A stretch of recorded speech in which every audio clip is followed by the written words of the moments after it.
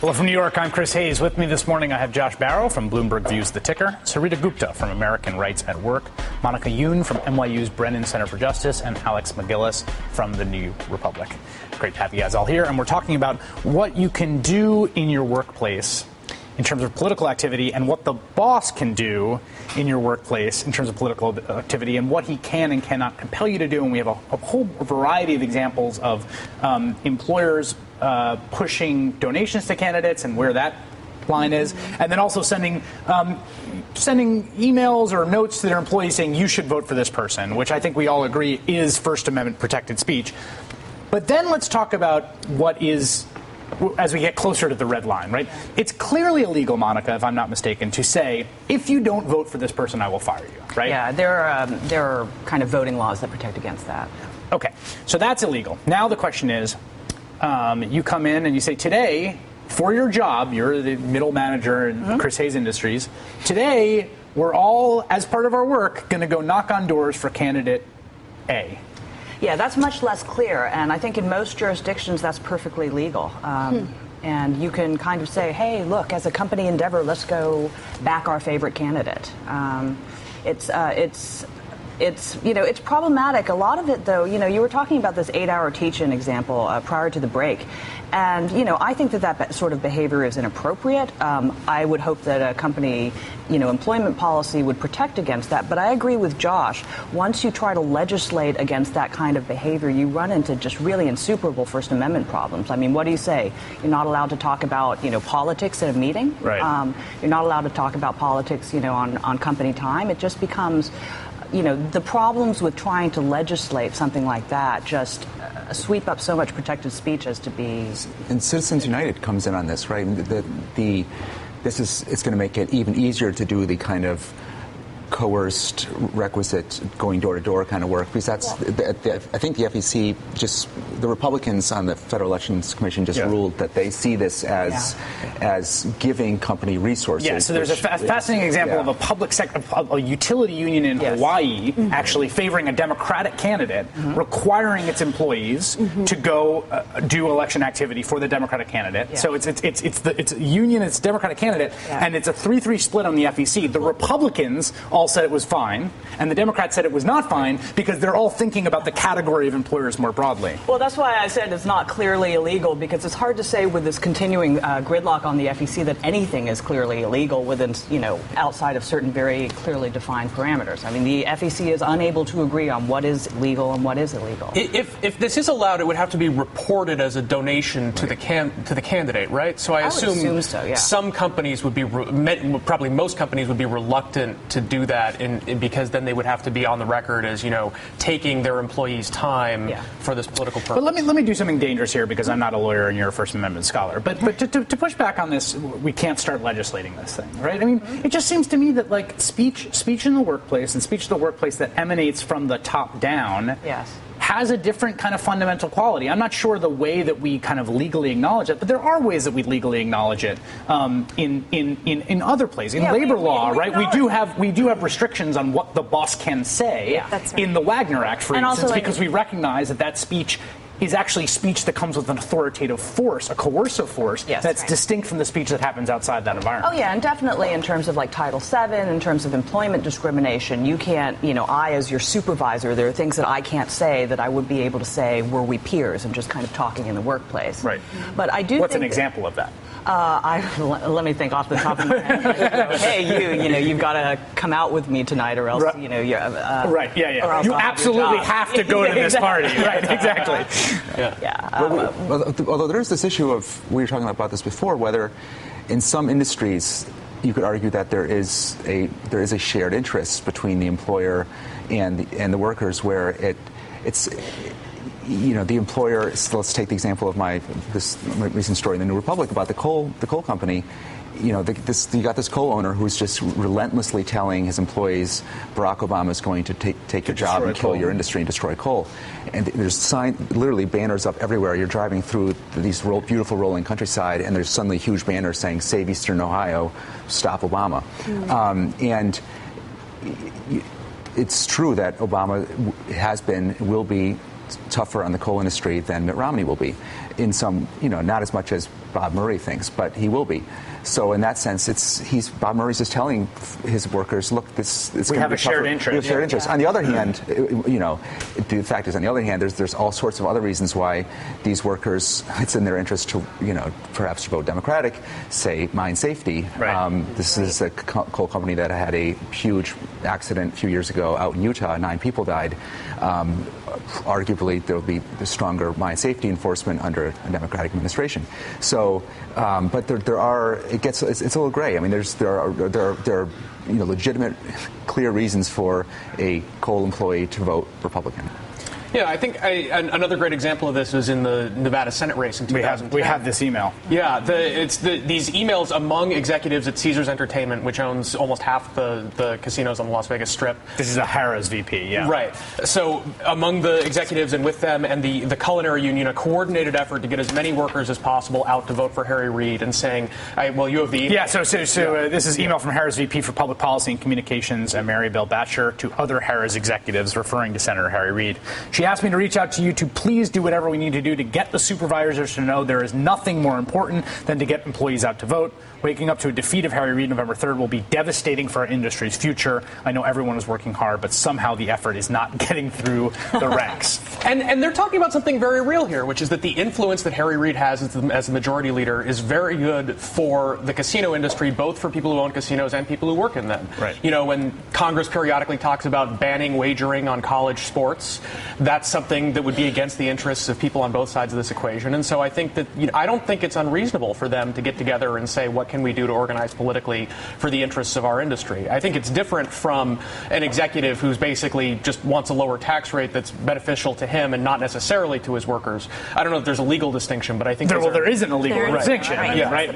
And it's clearly the case. I mean, I think you made this point, Alec, which I think is true, is that one of the things I think is interesting here is seeing the fact that there's this huge mismatch between the world of democracy, one person, one vote, and the world of American capitalism, which is not a very equal space, and the frustration that these CEOs and billionaires feel moving from one domain to the other, right? How is it the case? I have all this money, I have all these employees, I have all this power, and yet on election day, I just get this one measly vote like every other poor sap that works for me. Right? No, I think it's actually, there's sort of a hopeful lesson in that. I mean, your vote still counts, and those 100 coal company employees count 100 times as much as Bob Murray, and so that's why it's so important for him to send this message out, because on that day, as much as he's this sort of kind of lord over southeastern Ohio, sort of really just, it's almost kind of a throwback kind of thing, where he's just presiding over this entire part of the state. Everyone, sort of owes, their work or their livelihood to him. On that day, he's just that one vote, and it really must kill these guys. I want to thank Sarita Gupta of American Rights at Work, Josh Barrow from Bloomberg Views The Ticker, Alec McGillish from the New Republic, and Monica Yoon from the Brennan Center at NYU School of Law for joining us. That was a really great conversation. Thank you. Making sense of the polls, please God, with Nate Silver when we come back.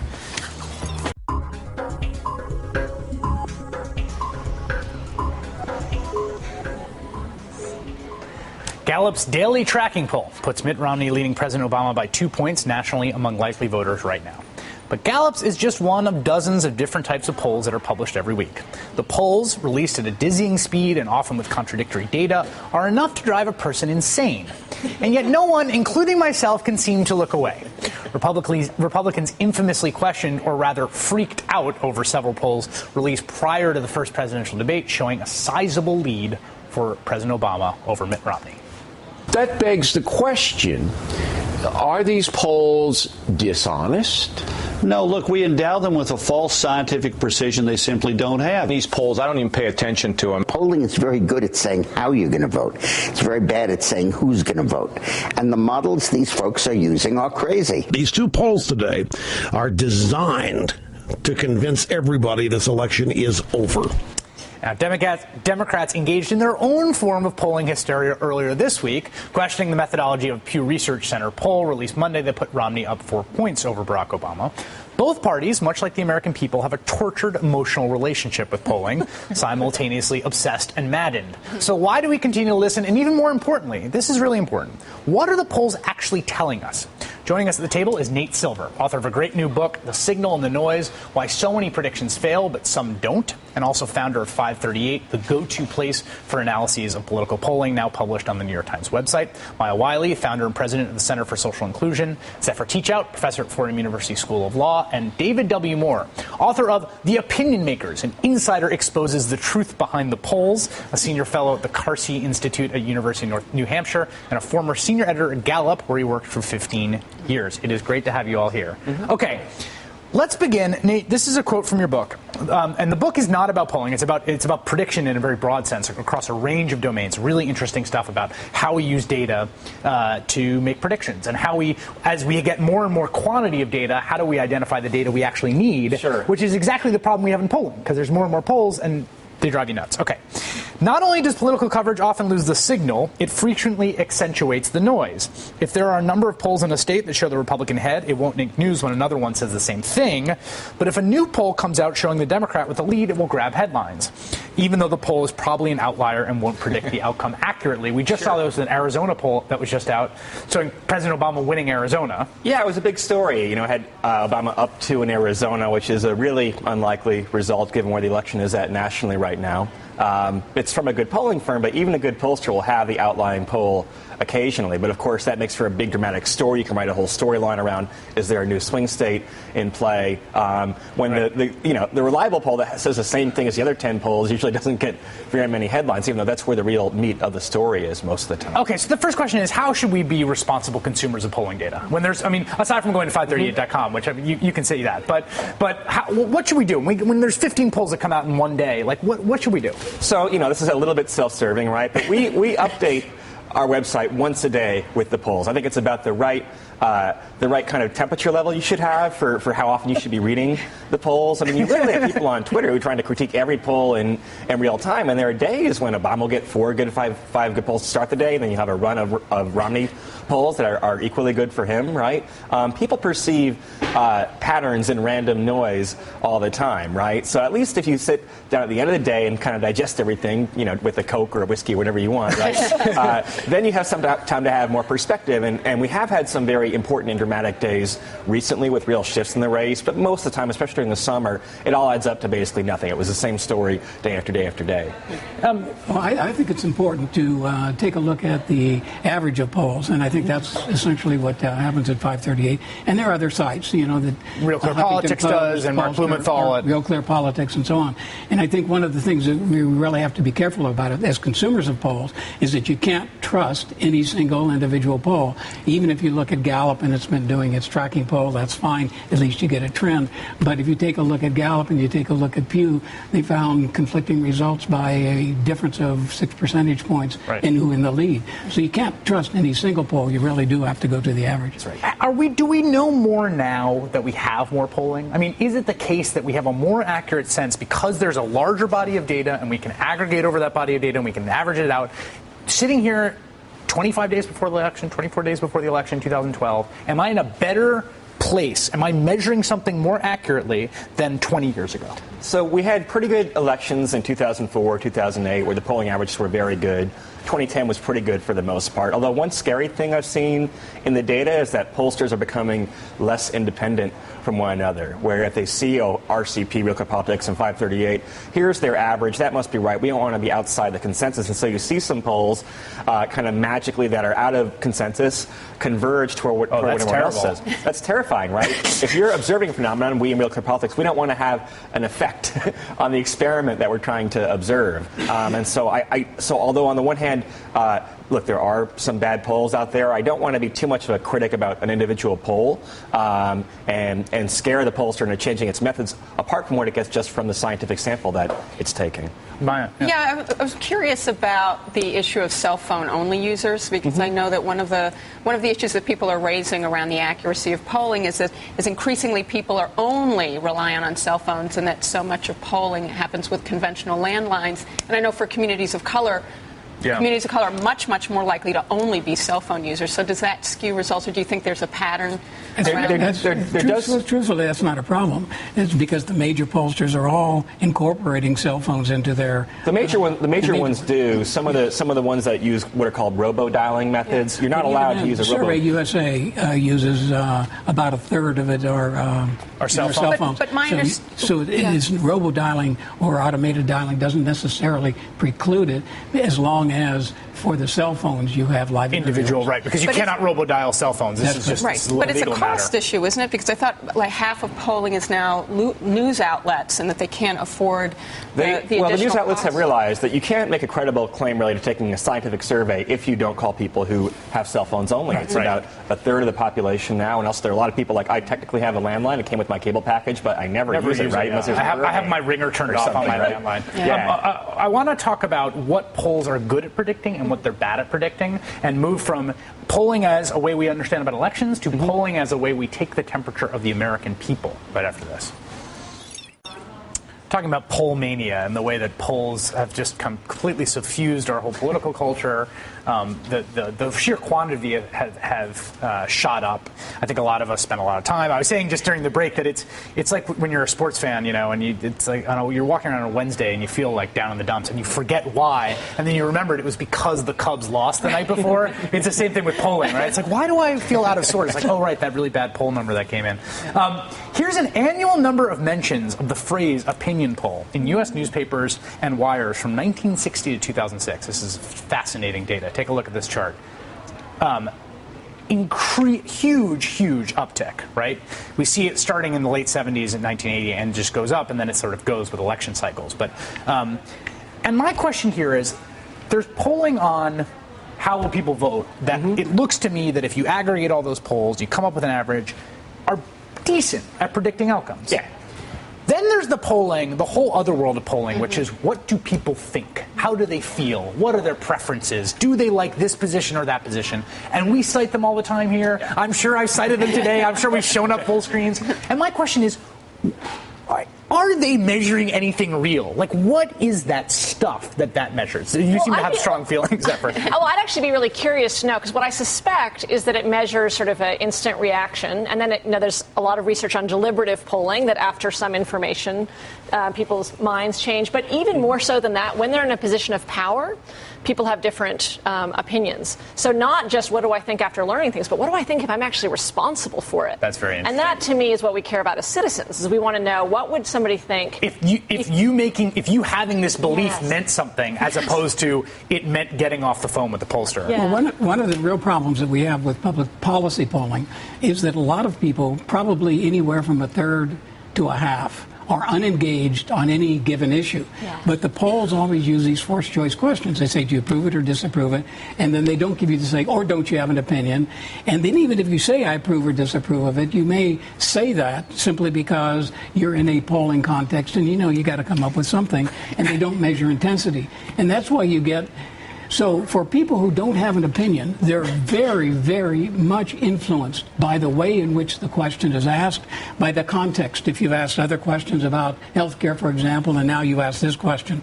But so polls really overstate the percentage of people who have an opinion, and they really are able to influence what people say by the context and the question wording in a way that is really, I think, bad for democracy. We have an example. I think actually this is an example that Nate had pointed to, I think, on his blog. This is a question about health insurance in an ABC Washington Post poll on the public option. It does not indicate choice or an option. It says, would you support or oppose having the government create a new health insurance plan to compete with private health insurance plans? 52% support, 46% oppose. Now, in another poll, if you say, do you support or oppose giving people the option of being covered by a government health insurance plan that would compete with private plans? 62% oppose and 32% oppose. 62% support and 32% oppose. You had this, 20-point swing essentially, just based on this one bit of wording. And it's wording. It's question order. right, which we've talked about. But it also, none of it tells us how people are actually going to behave at the point in time when they have to act on a decision. So I think with the opinion polls, unlike saying, are you going to vote for President Obama or are you going to vote for Mitt Romney, you're really asking people something that's a really complex set of questions, and they're going to be influenced in multiple ways over time, like who's delivering the message and who they've talked to that week and whether they've had some personal experience that has shifted their perception of the importance of the issue. So, I think there can be a valuable role for polls. It's dangerous to have them be part of the rhetoric, as if a reason for something is in itself the polls. But if there's a real disconnect, like we see on financial reform, like if there's 72% of the country or some huge number that support one thing and the Congress isn't acting, then that seems like a useful... Yeah, but then, go ahead, Nate, sorry. I guess what's the alternative, though, right? I mean, the reason why these news bureaus like the New York Times pay a lot for high-quality polling is because they do want to give the proverbial man or woman on the street some voice instead of having elites completely control the opinion, right? This is the vision. This is George Gallup's vision, right? Yeah. George Gallup, who's the father of modern polling, he had this to say. I mean, he thought what he was doing, this is his 1940 book, Pulse of Democracy, right? What he thought he was doing was bringing the scientific method to improve feedback, to improve the way that democracy worked. If democratic public opinion acts and learns by action, if truths are relative and contingent upon the results which its action achieves, its chief faith is a faith in experiment. It believes in the value of every individual's contribution to political life and the right of ordinary human beings to have a voice in deciding their fate. Public opinion, in this sense, is the pulse of democracy. That's true. And Gallup was one of the primary pushers of this idea that in between elections you can find out what the public is thinking. See, but Gallup, a lot has changed since Gallup died, and a lot has changed since Gallup has been bought out by another organization, and most of the polling groups are now media groups. Right. When Gallup asked a question about the Taft-Hartley law, for example, he said, or don't you have an opinion? First of all, he asked whether people even knew about it. The Taft-Hartley law was a law in the 1950s. In the 1950s, restricting certain union organizing activities, things like sympathy strikes, etc. Right. And so the question was whether or not it should be renewed. So you can ask that question today about almost any policy, and you can find 95% of the public with an opinion because of the way in which the fourth choice questions are used. But he didn't do that. Oh, he didn't? No, not there. What he did is he found that 2/3 of the public had not any information whatsoever. Shocking that Taft-Hartley didn't light up the... And then of the people who had said that they had heard about it, another 5 to 10% didn't have an opinion. Now, that kind of information would never be produced today. You would never find a media organization saying a half or 2/3 of the public is unengaged on the issue and doesn't have an opinion. We should talk about how we might reform polling to do that, or what ways we might begin to measure things like preference and intensity, because I think that's the other distinction right after we take a break. We're talking about polling in a polling-mad world, and polling particularly in terms of how good a job it does in predicting elections, which I think that's the thing. To me, it's a tool that does a pretty good job at this one thing, which is with enough data, aggregated enough, it does a pretty good job of telling us who's going to win on election day. I mean, if you take the poll, the weekend before the election, more times than not, the average of all those polls tell you who's going to win. Then there's the other use of polling, which in some ways is a larger use of polling because it happens in between elections, and that's what do we, the American people, believe? What is public opinion? And there it seems much hazier that it's helping us or doing anything. You've talked about forced choice. What do we even mean when we say public opinion? I mean, when we say someone has a position or this position is polling, does that measure any actual thing that's out there in the populace, or is it being constructed by the taking of the poll?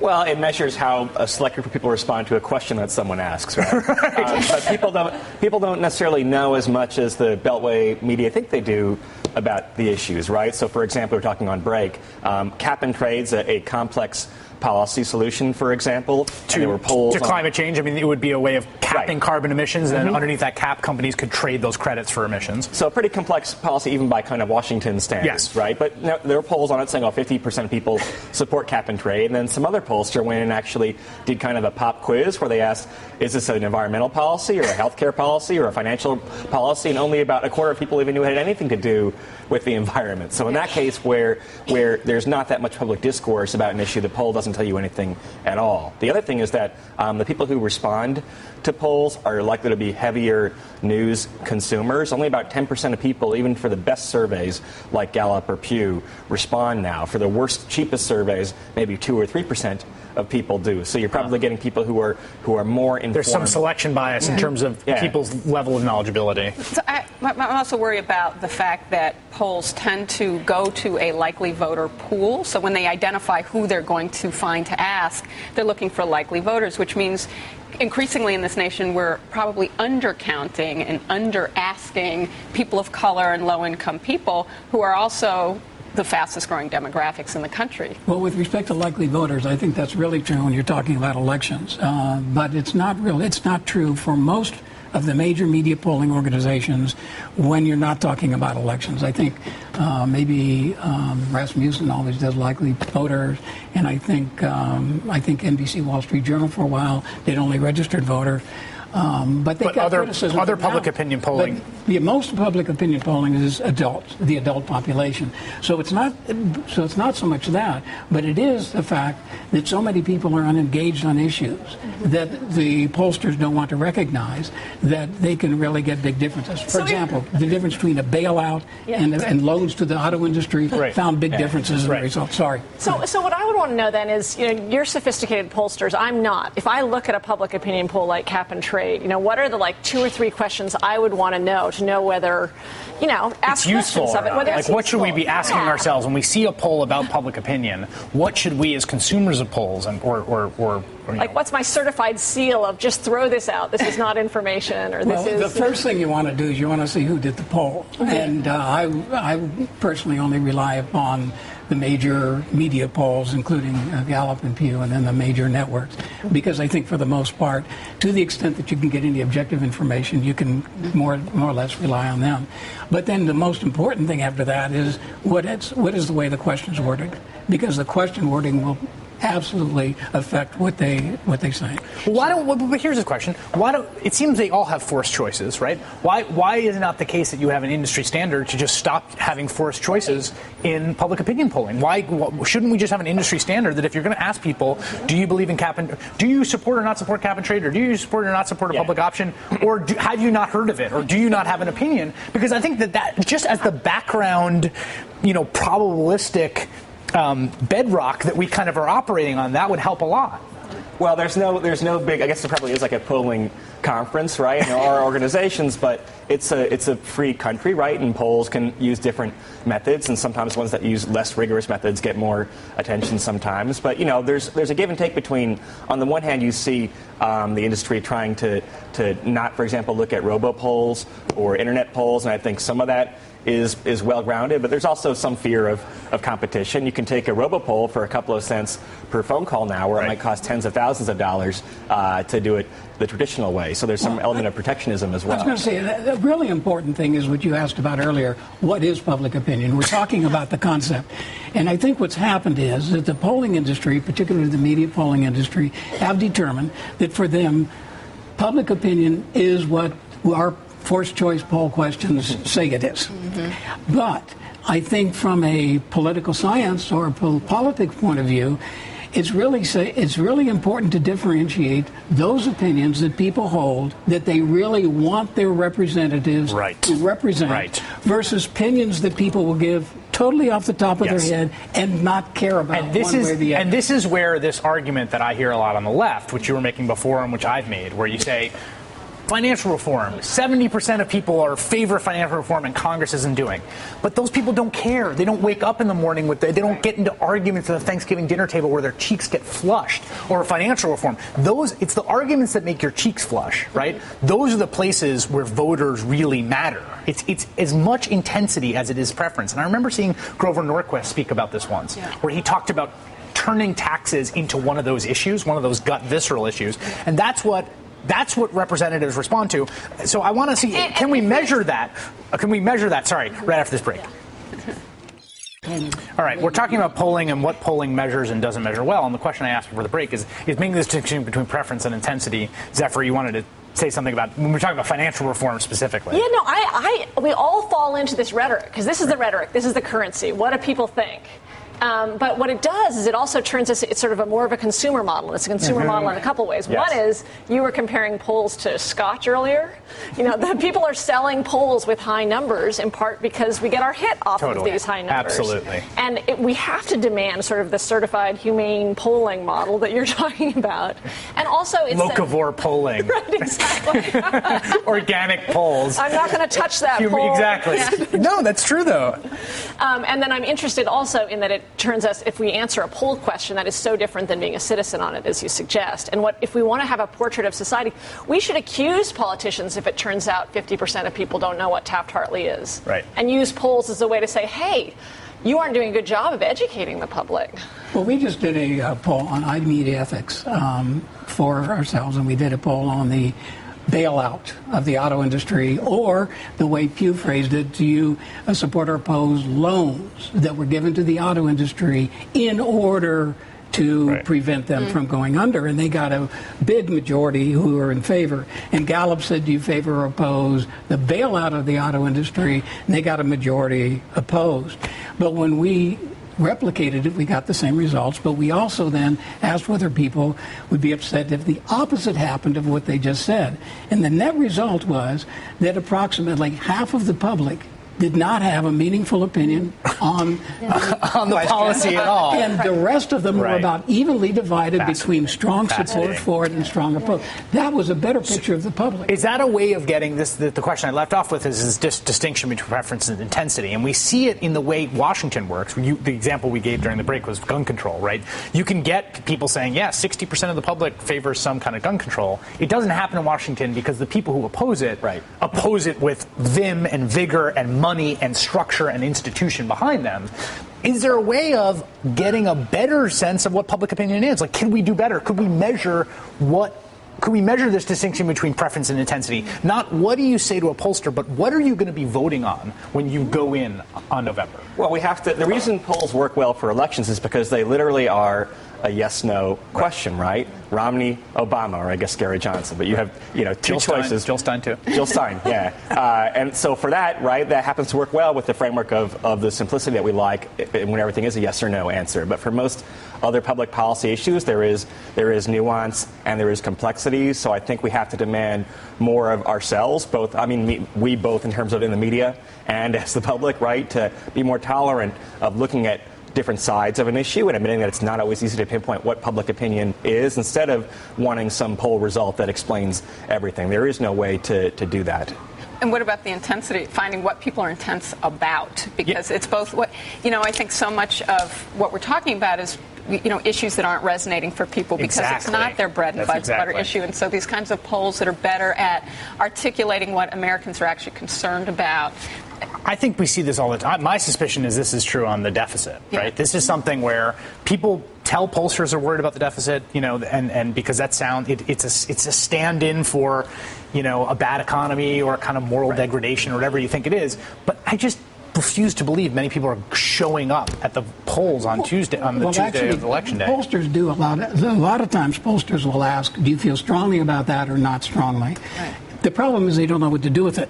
They say, okay, all right, we got it. So what they do is they combine the not strongly and the strongly, and they treat them as though those are equal degrees. Now, it is a very difficult, I think, philosophical opinion or approach or problem to try to differentiate opinion that matters versus top-of-mind opinion. Yes. But one of the ways we did it, we said, if you just say you supported the bailout, then we say, how upset would you be if we hadn't supported it? And you say, I wouldn't have been upset. I'd say, okay. That's a very good question. That's one way of getting at intensity and finding out that your opinion is not one that you wanted your representative to represent because you didn't care that much. And we should say, because we're being critical here, I think there's one place, there are places in which it seems like longitudinal studies of public opinion are really measuring something real. Gay marriage, for instance.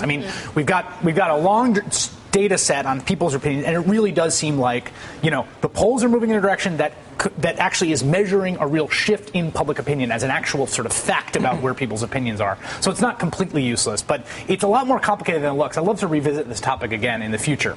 All right, what you should know for the news week ahead, coming up next.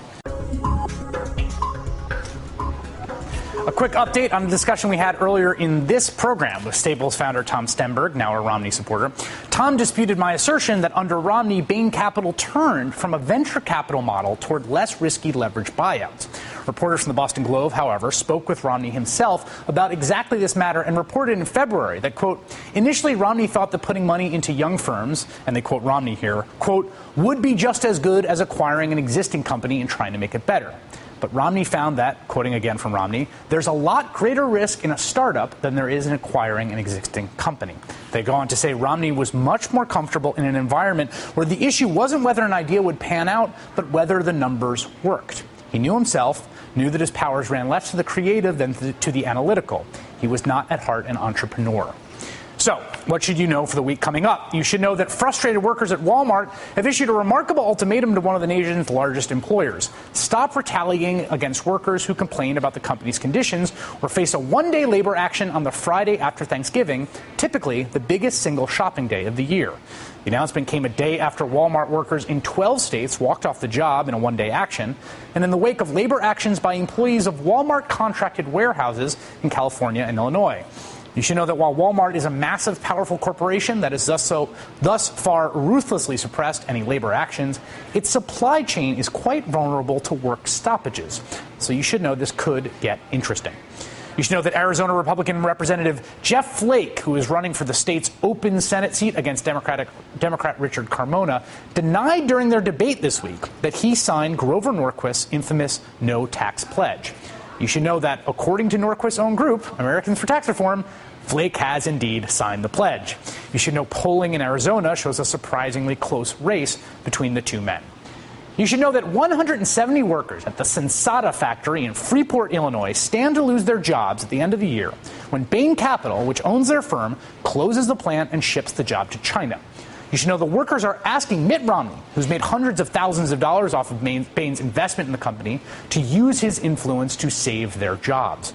You should know Romney has refused to meet with the workers and that they'll be bird-dogging Romney this week at the debate at Hofstra on Tuesday night. And you should know we'll have one of the Sensata workers here in studio next weekend to talk about the story. And finally, you should know that Romney and President Barack Obama will be squaring off for their second TV debate on Tuesday night at Hofstra University in New York.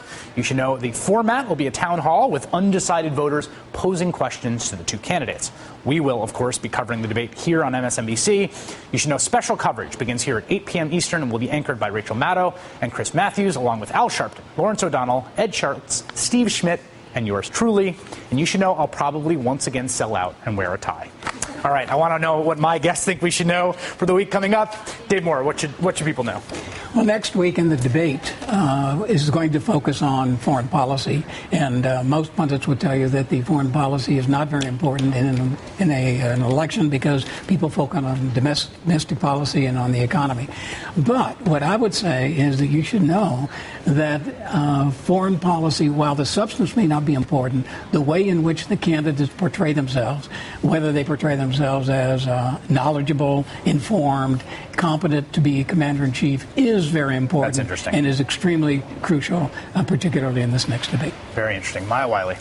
1 in 6 U.S. households will still not have enough food to eat by the end of the month. And half of all jobs will still pay less than $34,000 a year. And we will not hear much discussion of poverty in America in the debate this week. I really hope that we get some question about poverty in the debate on Tuesday. The irony here is that you have a situation in which you cynically see the Romney-Ryan campaign occasionally invoking the poverty statistics as a way of beating up on the record of the incumbent they're running against. But of course, at the same time, 2/3 of the cuts in the Ryan budget, for instance, come to programs for the poor. Huge cuts to Medicaid that would be devastating to the poor, devastate hospitals in poor communities, that Title serve poor I, communities. Poor kids in schools. Poor kids in schools, cuts to food stamps at a time when people are food insecure. So you only see poverty uses as very, very cynically as a campaign cudgel and never actually discussed. Zephyr Teachout. Well, there's a major legal battle in Ohio about early voting in Ohio, and we are waiting to see whether the Supreme Court takes the case about whether to uphold or strike down, at least for this important election, early voting in Ohio. The early voting specifically in the weekend before the election, which is what it was at issue. The Obama campaign filed a complaint against Husted, who's the Secretary of State of Ohio, to maintain that window of early voting the weekend before the election. Yes, and the courts currently say that it would violate equal protection to not allow early voting, given that they allow early voting for some. The great irony is that the Obama campaign is citing Bush versus Gore as its equal protection precedent, and Ohio is saying that Bush versus Gore shouldn't be used because it's not a powerful precedent in this area. Well, Bush v. Gore, they themselves said don't use Bush v. Gore for precedent, which is always an indicator that some fine legal reasoning is about to happen whenever your Supreme Court says the following opinion should not be used for precedent. Nate Silver. So you should know we are having a debate this week, but a little rant here. I think the media coverage of debates is pretty abysmal for the most part. Sir. How dare I say so, right? But especially in the age of social media, the groupthink that will creep in right away. I mean, actually missed the first 15 minutes of the first presidential debate. I did think Obama lost, but it had already been decided, I think, that he lost. And then it just made everything read in a different frame. And you maybe had a different frame for the second debate. But if I were the Commission on Presidential Debates, then I would say let's have a blackout for the first half an hour after the debate, show pictures of panda bears or something, right? And then you have a scientific poll that's conducted, and then the pundits can talk instead of influencing people's minds based on one person's opinion instead of kind of the whole mass. You're getting me where I live, Nate Silver. You're getting me where I live. No, I actually I stayed off Twitter for the last debate because I didn't want to be subject to it. I'm going to do it again for Tuesday night because I want to try to form my own independent opinions. I want to thank my guest today, Zephyr Teachout from Fordham University School of Law, Nate Silver, author of The Signal and the Noise, Why So Many Predictions Fail But Some Don't. I want to have you back to talk about some more stuff in that book in the future. Dave Moore from the University of New Hampshire and Maya Wiley from the Center for Social Inclusion. Thank you all. Thank you for joining us. We'll be back next weekend, Saturday and Sunday at 8 Eastern Time. Our guests will include Patrick Gaspard, Executive Director of the DNC, and Anne-Marie Slaughter, former Director of Policy Planning in the Obama State Department. Coming up next is Melissa Harris-Perry. On today's MHP, Melissa takes her This Week in Voter Suppression segment to Florida, where activists are trying to clear thousands of voters' names off the rolls in a blatant attempt to impact the outcome of the 2012 election. That's Melissa Harris-Perry coming up next. We'll see you next week here on Up.